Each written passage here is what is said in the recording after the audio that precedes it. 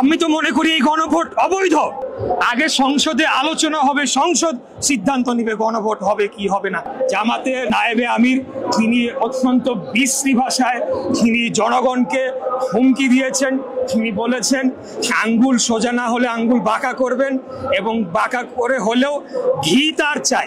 ৭১-এর পর তাদেরকে ক্ষমা করা হয়েছিল, এবার তাদেরকে আমরা ক্ষমা করব না।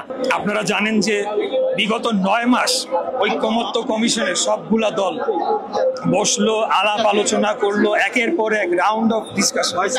এখন আবার এসে সরকার বলছে যে রাজনৈতিক দলগুলোকে বসে সিদ্ধান্ত নেওয়ার জন্য, এবং এই উস্কানিতে কিছু কিছু রাজনৈতিক দল তারা নিত্য নতুন দাবি হাজির করছে, নিত্য নতুন তারা আবদার শুরু করেছে যে তাদের এটা চাই, এটা হইলে ওটা চাই, ওটা হইলে এটা চাই।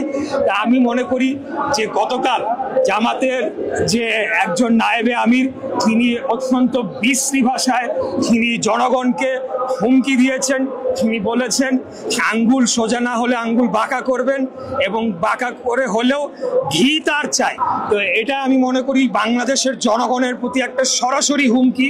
এবং আমি আপনাদের বলতে চাই এই ৭১-এর পরাজিত শক্তি যারা যদিও আমাদের সাথে পাশাপাশি আন্দোলন করেছে, কিন্তু তারা বাংলাদেশের ভালো চায় না। এখন যারা নির্বাচনকে পেছাতে চায়, বানচাল করতে চায়, তারা ডেফিনেটলি বাংলাদেশের স্বাধীনতা সার্বভৌমত্বকে ক্ষুণ্ণ করতে চায়। তা আমরাও স্পষ্টভাবে বলে দিতে চাই যে আমরা ১৭ বছর আন্দোলন সংগ্রাম লড়াই করেছি, আরো ১৭ বছর আন্দোলন সংগ্রাম লড়াই করব। আমরা ক্ষমতার জন্য করি না, আমরা এই বাংলাদেশকে ভারত এবং অন্যান্য বহির শত্রুর আধিপত্য থেকে মুক্ত রাখার জন্য, বাংলাদেশের জনগণের ভোটের অধিকার প্রতিষ্ঠা করার জন্য, এবং সার্বিকভাবে দারিদ্র্য কমিয়ে মানুষের জীবনযাত্রার মান উন্নয়নে আমরা কাজ করে যাচ্ছি।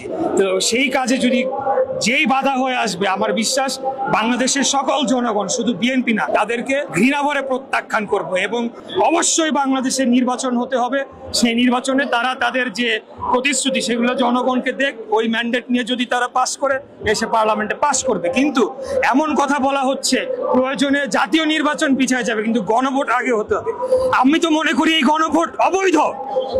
বিএনপি অনেক উদার মনের পরিচয় দিয়েছে গণভোটে রাজি হয়ে, এই গণভোট অবৈধ, গণভোট করতে পারে না।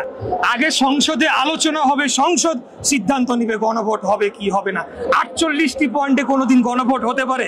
আপনি ৪৮টি পয়েন্ট করে হ্যাঁ না কোনোদিন দিতে পারবেন?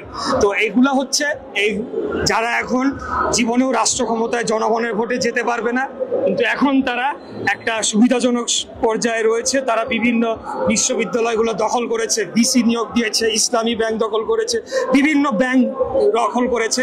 তারাই চাচ্ছে যে তাদের সুবিধাটা অনগোয়িং থাকুক। আজকে আমরা এই ভাষায় কথা বলতে চাচ্ছিলাম না।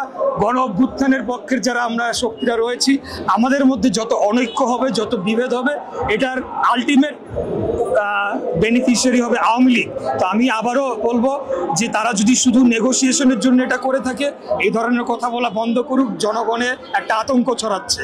আর যদিও কোনো অন্য চিন্তা অপচিন্তা থাকে, সেটা চিরাচরিতভাবে বাংলাদেশের জনগণ রুখে দেবে।